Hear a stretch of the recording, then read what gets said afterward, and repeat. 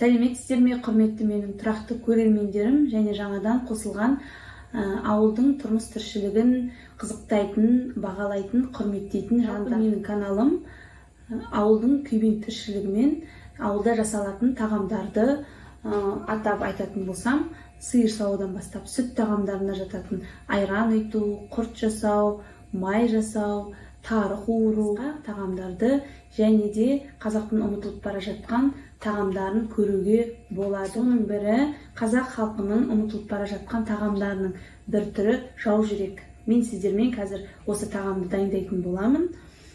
Жалпы жау жүрек деп аталуының себебі бұның құрамында қорқынышты жоятын, гормонға әсер ететін элемент бар. Сондықтан да бұны жау жүрек деп атаған. Көбіне бұл тағамды ер азаматтарға және жас балаларға ұсынған.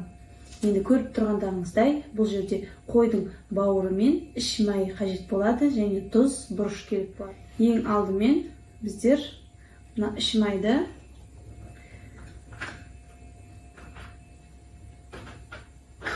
кесіп аламыз. Осылай.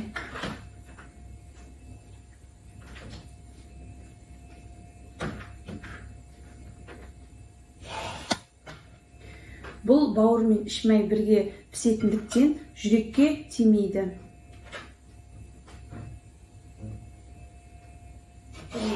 Алақандай болатындай етіп кесіп аламыз.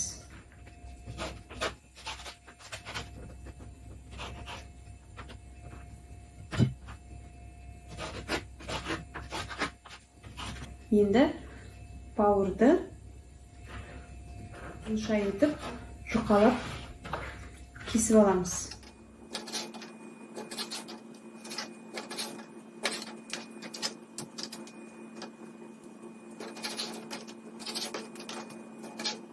Жаңағы ұзыншалақ осылай кесіп алған бауырымызды осындай сүтке 1 сағатқа, 1,5 сағатқа қоя тұрамыз.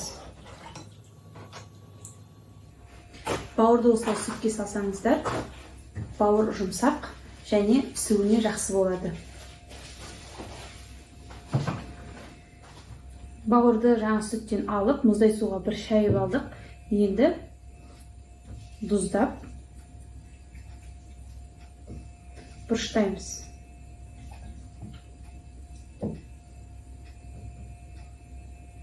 Енді зубочистка қажет болады. Қазір біздер майға қуырған кезде бауырдан іш майы ажырап кетпес үшін осы зубочистканы қыстырып қоямыз.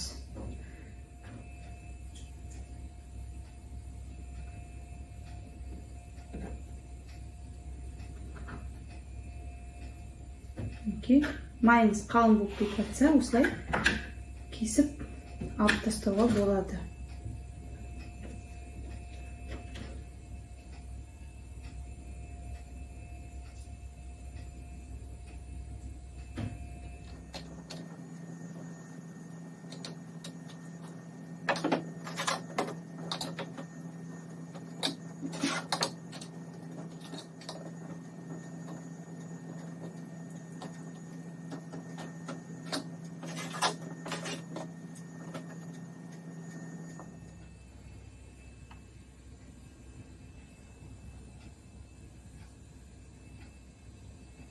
Орташа отта сұйық майды көп қоймаймыз. 2 ас қасықтай құйдым мен, түбі жабыспас үшін. Енді 2 бетін қызартып қуырып аламыз.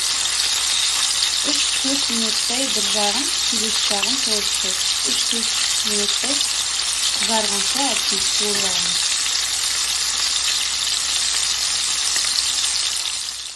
Видеоны толық аяғына дейін қарағандарыңыз үшін рахмет. Видео ұнаса лайк басып пікір қалдыруды ұмытпаңыздар.